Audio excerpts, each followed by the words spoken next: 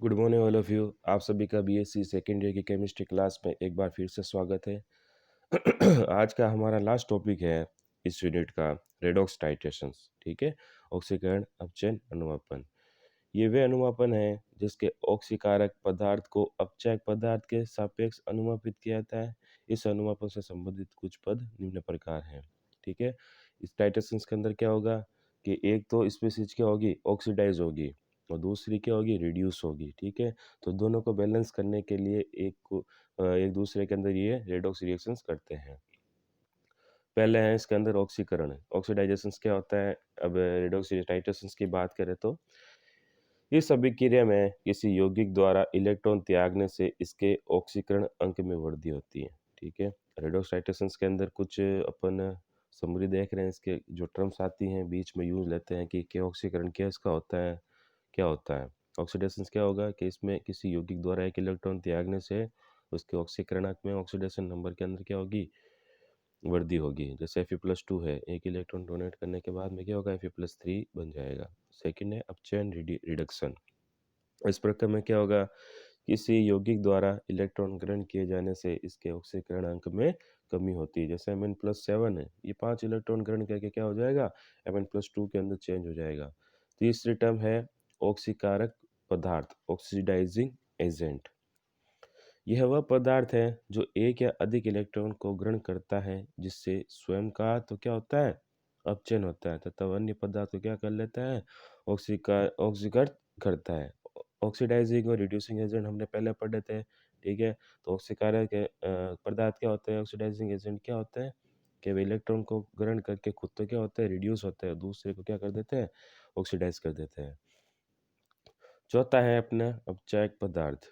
यह पदार्थ अभिक्रिया के दौरान किसी अन्य पदार्थ का अपच्छेद करता है तथा एक या अधिक इलेक्ट्रॉन को त्याग करता है। ठीक है, इस अनुमापन में उपयोग आने वाले सूचक, अब इसके अंदर कौन कौन से इंडिकेटर्स काम में आएंगे, कौन से रेडॉक्स टाइट्रेशंस के अंदर कौन कौन से इंडिकेटर्स यूज आते हैं। पहला इसके अंदर है आंतरिक सूचक, इंटरनल इंडिकेटर्स। इन सूचक को कॉनिकल फ्लास्क में अनुमापन विलयन के साथ डाला जाता है, जैसे नॉर्मली अपन करते हैं। उदाहरण के लिए डाइक्रोमेट अनुमापन में प्रयुक्त डाइफेनिल एमीन या एन फेनाइल एप्रोलिनिक एसिड आंतरिक सूचक का कार्य करते हैं। ठीक है, यहाँ K2Cr2O7 ऑक्सीडाइज करता है आंतरिक सूचक का।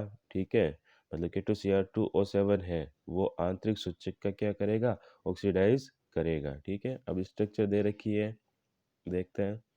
एक फॉर्म बेंजोनाइड होगी, दूसरी फॉर्म क्या होगी, क्यूनोइड होगी। ठीक है, जो बेंजोनाइड फॉर्म है वो कलरलेस होती है, फिर इसके अंदर दो हाइड्रोजन से दो हाइड्रोजन का ट्रांसफर फॉर्मेशन होता है, और ये किस में कन्वर्ट हो जाती है, क्यूनोइड के अंदर, मतलब पर्पल या बैंगनी कलर के अंदर ट्रांसफर हो जाती है। ये डाइफेनिल बेंजीडीन अपनी बेंजीनेट संरचना में कलरलेस होता है, परंतु अंतिम बिंदु के पास ब्यूरेट से अनुमापक की एक अतिरिक्त बूंद डालने पर बेंजीनेट स्ट्रक्चर्स क्विनोइड स्ट्रक्चर्स में ऑक्सीडाइज हो जाती है, जिसका कलर कैसा होता है, बैंगनी रंग का होता है। सेकंड अपना है बाह्य सूचक। ठीक है, एक्सटर्नल इंडिकेटर। वह सूचक हैं जिनका उपयोग अनुमापीय विलयन में नहीं किया था, मतलब जो एक्सटर्नल इंडिकेटर्स होंगे उसको अपन टाइट्रेट सॉल्यूशन है उसके अंदर अपन इसके अंदर नहीं डालते। ठीक है, इसमें एक सफ़ेद टाइल पर ताज़ा बने पोटेशियम फेरोसाइनेट की कुछ बूंदों को डाला जाता है। अनुमापन के दौरान अभिक्रिया मिश्रण की कुछ बूंदों को एक ग्लास रोड की सहायता से ऑयल पर डाला जाता है। ये क्रिया थोड़े थोड़े अंतराल पर दोहराई जाती है। यदि सूचक की बूंद का रंग अनुमापीय विलयन की बूंद से अपरिवर्तित रहे तो अंतिम बिंदु प्राप्त होता है। अब इसके अंदर क्या होगा एक्सटर्नल इंडिकेटर्स में, कि इसके अंदर अपन एक्सटर्नल इंडिकेटर्स के तौर पर तो किसको काम में लेंगे, पोटेशियम फेरोसाइनेट को। अब अपन क्या करेंगे, पोटेशियम फेरोसाइनेट को लेके उसकी कुछ बूंदों को एक वाइट टाइल के ऊपर डाल देंगे।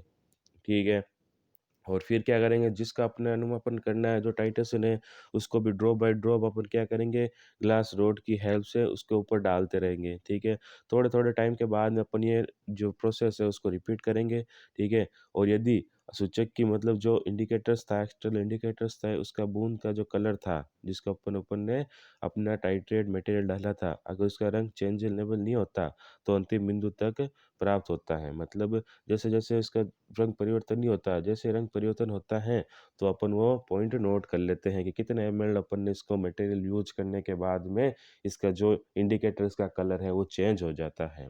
ठीक है, प्रोसेस सेम वही है, लेकिन ये एक्सटर्नली होती है, इंटरनली प्रोसेस नहीं होता है। ठीक है, अपन बूंद ड्रॉप बाय ड्रॉप इंडिकेटर पे गिराते जाते हैं, इसलिए इसको एक्सटर्नल कैटेगरी के अंदर रखा जाता है।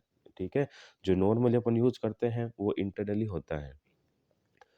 उदाहरण के लिए जब हम ब्यूरेट से ऑक्सीकारक विलयन को अपचयक अनुमापी विलयन में Fe+2 आयन फेरिक आयनों Fe+3 में ऑक्सीकृत हो जाते हैं। अंतिम बिंदु तक Fe+2 आयन फेरिसाइनाइड को फेरोसाइनाइड में अपचयित कर देते हैं, जो Fe+3 आयनों के साथ फेरोसाइनाइड बनाते हैं। ठीक है, परंतु अंतिम बिंदु पर अनुमापी विलयन में Fe+2 आयन अनुपस्थित होने के कारण कोई अभिक्रिया नहीं होने से सूचक का रंग परिवर्तित नहीं होता। ठीक है, लास्ट के अंदर जैसे अपन जैसे ड्रॉप डालते जाएंगे तो उसके अंदर क्या होगा, Fe+2 आयन से वो कम होते जाएंगे। ठीक है, हमारा जो मटेरियल था उसके अंदर Fe+2 आयन तो फिक्स थे। अब जैसे अपन ड्रॉप बाय ड्रॉप डालते जाएंगे तो Fe+2 आयन है जो कि खत्म हो जाता है मे बी। ठीक है, या फिर इतनी कंसंट्रेशन नहीं रहती है। अब कंसंट्रेशन नहीं रहेगी तो वो फेरोफेरिसाइनाइड में उसको परिवर्तित नहीं करेगा, और परिवर्तित नहीं होगा तो वो इंडिकेटर लास्ट के अंदर क्या होगा, अपना कलर चेंज नहीं करेगा।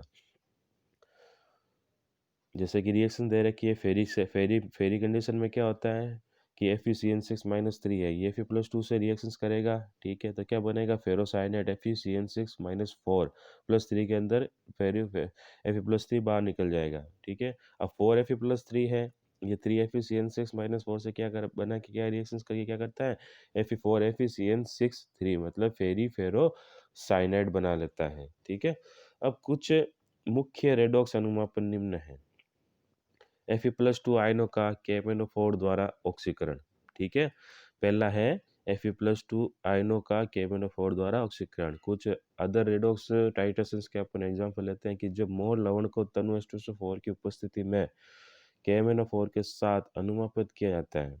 मोहर लवण, ठीक है, फॉर्मूला बताया था मैंने कल। तो मोहर लवण का FeCO4 फेरिक सल्फेट में ऑक्सीकृत हो जाता है। जब तनु H2SO4 युक्त मोहर विलयन के ज्ञात आयतन में KMnO4 डाला जाता है तो भूरे रंग के जल योजित मैग्नीज डाइऑक्साइड MnO2.H2O का फॉर्मेशन होता है। ठीक है, जैसे कि KMnO4 है इंडिकेटर, MnSO4 से रिएक्शंस करेगा वाटर की प्रोसेस में, तो क्या एक तो पोटेशियम सल्फेट और मैग्नीज डाइऑक्साइड का फॉर्मेशन करता है। ठीक है, जो कि ब्राउन कलर की पीपीटी शो करेगा।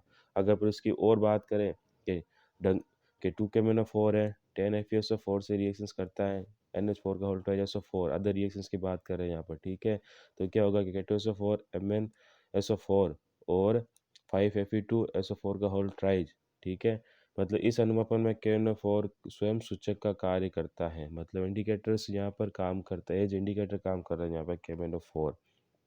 ठीक है, सेकंड है ऑक्जेलिक अम्ल का KMnO4 के साथ अनुमापन के इसमें तनु H2SO4 की उपस्थिति में ऑक्जेलिक अम्ल को KMnO4 के साथ अनुमापित किया जाता है।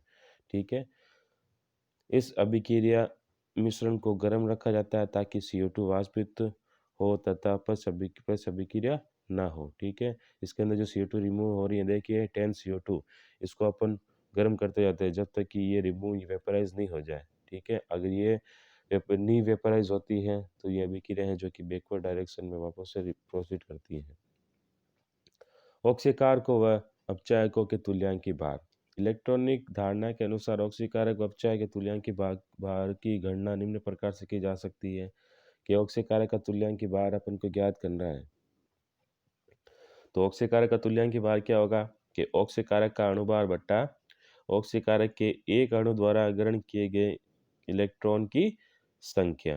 ठीक है, एक ऑक्सीकारक का तो पहला अणुभार तथा उसके एक अणु द्वारा कितने इलेक्ट्रॉन ग्रहण कर रहे हैं। ठीक है, वो जैसे कि उदाहरण के लिए अम्लीय माध्यम में KNO4 का ऑक्सीकरण होता है, ठीक है, जैसे कि 158 तो इसका अनुभार हो गया, ठीक है, और 5 इलेक्ट्रॉन को ग्रहण करता है तो 5 का भाग देने पर कितना आता है 31.6, ठीक है। रिएक्शन देख लेते हैं कि MnO4 minus 8H plus plus 5 electron, मतलब Mn+2 का अंदर ट्रांसफर है, 5 इलेक्ट्रॉन ग्रहण कर लेता है, ठीक है। इसी प्रकार अपचय का तुल्यांक भार, अपचय का अणुभार बट्टा अपचय के एक अणु द्वारा त्यागे गए इलेक्ट्रॉन की संख्या, ठीक है। अब Fe2 प्लस किस में कन्वर्ट हो रहा है, Fe+3 प्लस एक इलेक्ट्रॉन, मतलब एक इलेक्ट्रॉन ट्रांसफर हो रहा है, तो Fs का क्या हो जाएगा अणुभार, Fs का जो मोल लवण है उसका अणुभार तो कितना था 390.2 392.16, ठीक है। अब ये एक इलेक्ट्रॉन त्याग रहा है तो एक का भाग देंगे तो इसका अणुभार और तुल्यांक भाग सेम रहेगा। उसी प्रकार अगर FeSO4 की बात करें तो FeSO4 का जो अणुभार होता है वो 278 होता है और उसका द्वारा त्यागे गए इलेक्ट्रॉन की संख्या कितनी है, एक, तो उसका तुल्यांकी भार और अणुभार भी बराबर होगा। इसी के साथ आपकी ये यूनिट कंप्लीट होती है। नेक्स्ट लेक्चर्स के अंदर अपन फिजिकल केमिस्ट्री का पेपर थर्ड स्टार्ट करेंगे, ठीक है। Thank you so much.